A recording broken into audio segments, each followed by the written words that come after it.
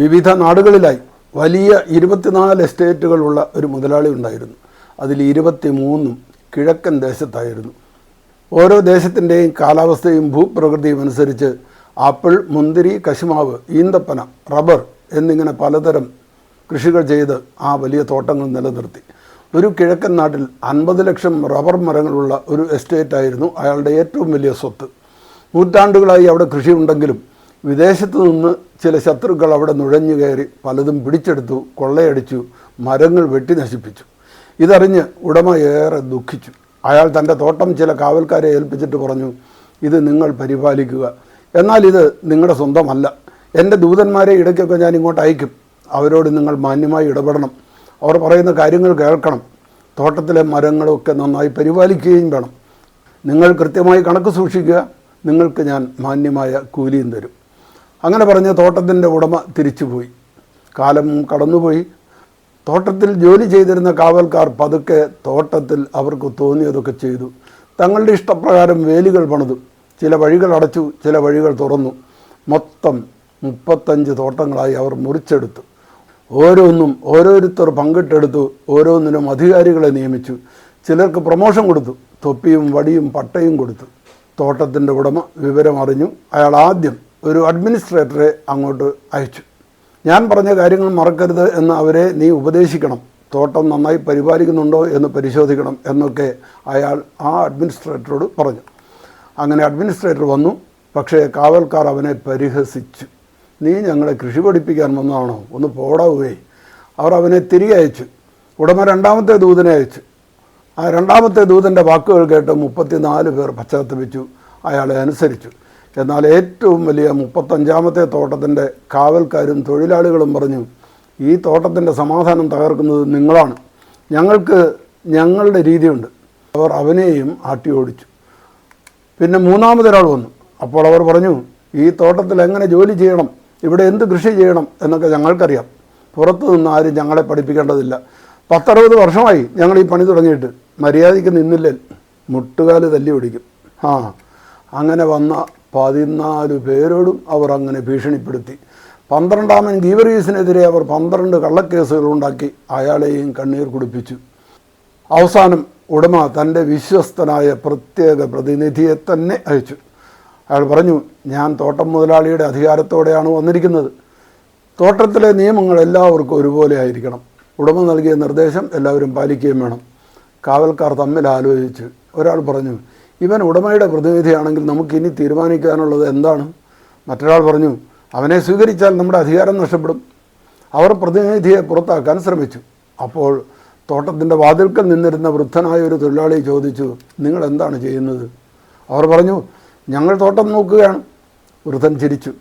തോട്ടത്തെ സംരക്ഷിക്കുകയാണോ അതോ തോട്ടത്തിന്മേലുള്ള നിങ്ങളുടെ അധികാരമാണോ സംരക്ഷിക്കുന്നത്? അതിനവർക്ക് മറുപടി ഉണ്ടായില്ല. അല്പസമയത്തിന് ശേഷം ഉടമയുടെ കത്ത് വീണ്ടും വന്നു. അതിലൊരു വാക്യം മാത്രമേ ഉണ്ടായിരുന്നുള്ളൂ, ഞാൻ നിങ്ങളെ തോട്ടത്തിൻ്റെ ഉടമകളാക്കിയിട്ടില്ല, കാവൽക്കാർ മാത്രമേ ആക്കിയിട്ടുള്ളൂ. കാവൽക്കാർ പരസ്പരം നോക്കി. അപ്പോൾ വൃദ്ധനായ തൊഴിലാളി വീണ്ടും പറഞ്ഞു, ഉടമ തിരിച്ചു വരുമ്പോൾ നിങ്ങൾ എത്ര വലിയ വേലി പണിതു എന്നല്ല അയാൾ ചോദിക്കുക. അവൻ ചോദിക്കും, ഞാൻ ഏൽപ്പിച്ച തോട്ടത്തിൽ നിങ്ങൾ എത്ര മരം വളർത്തി, എത്ര കൃഷി ചെയ്തു, എത്ര വിളവ് കിട്ടി, എൻ്റെ ദൂതന്മാരെ നിങ്ങൾ സ്വീകരിച്ചോ എന്നൊക്കെ ആയിരിക്കും. അത് കേട്ട് ചില കാവൽക്കാർ തലകുനിച്ചു. എന്നാൽ ചിലർ അപ്പോഴും പറഞ്ഞു, മുതലാളി വന്നാലും ഞങ്ങൾ ഞങ്ങളുടെ നിലപാടിൽ തന്നെ ഉറച്ചു നിൽക്കും. അപ്പോൾ ആ വൃദ്ധൻ ആകാശത്തേക്ക് നോക്കി പറഞ്ഞു, തോട്ടത്തിൻ്റെ വാതിലടയ്ക്കാൻ മനുഷ്യന് കഴിയും, പക്ഷേ തോട്ടത്തിൻ്റെ ഉടമസ്ഥാവകാശം മാറ്റാൻ കഴിയില്ല. സംഭവമെല്ലാം അറിഞ്ഞ് മുതലാളി സേവകരോട് പറഞ്ഞു, ഇനി ഞാൻ എൻ്റെ മകനെ തന്നെ അയക്കാം. അവൻ ചെല്ലുമ്പോൾ അവർ തീർച്ചയായും അവനെ ബഹുമാനിക്കും, അനുസരിക്കും. അങ്ങനെ ഉടമ തൻ്റെ മകനെ തോട്ടത്തിലേക്ക് അയച്ചു. മകൻ തോട്ടത്തിൻ്റെ വാതിൽക്കലെത്തി. അവൻ കാവൽക്കാരോട് പറഞ്ഞു, ഞാൻ നിങ്ങളുടെ ശത്രുവല്ല, നിങ്ങളുടെ അധികാരം എടുത്തു കളയാനല്ല ഞാൻ വന്നത്. പക്ഷേ ഈ തോട്ടം എൻ്റെ പിതാവിൻ്റേതാണെന്ന് നിങ്ങളെ ഓർമ്മിപ്പിക്കാനാണ് ഞാൻ വന്നത്. എൻ്റെ പിതാവ് പറഞ്ഞതുപോലെ തന്നെ നമുക്ക് ഒരുമിച്ച് നടക്കാം, ഈ തോട്ടം നന്നായി വളർത്താം. കാവൽക്കാർ പരസ്പരം നോക്കി. ഒരാൾ പറഞ്ഞു, ഇവനാണ് ഉടമയുടെ മകൻ, ഇവൻ ഇവിടെ തുടരുകയാണെങ്കിൽ തോട്ടത്തിൻ്റെ അധികാരം നമ്മുടെ കൈകളിൽ ഒരിക്കലും വരത്തില്ല. മറ്റൊരുത്തൻ പറഞ്ഞു, അവനോട് പോകാൻ പറ, നമുക്ക് നമ്മുടെ സ്വന്തം നിയമം ഉണ്ടാക്കാം, നമ്മുടെ സ്വന്തം വഴി ഉണ്ടാക്കാം. നമ്മുടെ സ്വന്തം തോട്ടമാണെന്ന് പ്രഖ്യാപിക്കാം. അങ്ങനെ അവർ ഉടമയുടെ മകനെതിരെ തിരിഞ്ഞു. ചിലർ തെറി വിളിച്ചു. ഒരുത്തൻ വലിയൊരു മരത്തിൻ്റെ മറവിൽ കുറ്റിക്കാട്ടിലിരുന്ന് ഒരു ചില്ലുകുപ്പി വലിച്ചെറിഞ്ഞു. അത് കൊണ്ട് ആ മകൻ്റെ നെറ്റി മുറിഞ്ഞു. അപ്പോൾ വേറൊരുത്തൻ ചോദിച്ചു, അവൻ ശരിക്കും ഉടമയുടെ മകനാണെന്നതിന് എന്താണ് ഉറപ്പ്? വെറും തട്ടിപ്പാണെങ്കിലോ? മകൻ ശാന്തമായി പറഞ്ഞു, എൻ്റെ കയ്യിൽ തോട്ടത്തിൻ്റെ ഉടമസ്ഥാവകാശ രേഖയില്ല, പക്ഷേ എൻ്റെ പിതാവിൻ്റെ ശബ്ദം ഞാൻ റെക്കോർഡ് ചെയ്തിട്ടുണ്ട്, അത് കേൾപ്പിക്കാം. അതിങ്ങനെയായിരുന്നു: നിങ്ങളുടെ ദുഷ്കൃതികളെല്ലാം ഞാൻ അറിയുന്നുണ്ട്. എൻ്റെ സേവകരെയും അഡ്മിനിസ്ട്രേറ്റർമാരെയും നിങ്ങൾ മാനിച്ചില്ല. ഇപ്പോൾ എൻ്റെ പുത്രനെ ഞാൻ അയക്കുന്നു. അവനെ മാനിക്കുക, അനുസരിക്കുക. അവനെയും ധിക്കരിക്കാൻ തക്ക വിധം നിങ്ങൾ മറുതലിച്ചിട്ടില്ല എന്ന് ഞാൻ ആശിക്കുന്നു. എന്നിട്ട് അവർ പറഞ്ഞു, ഇതാ കോട്ടയം നസീറിൻ്റെ ശബ്ദമാണ്.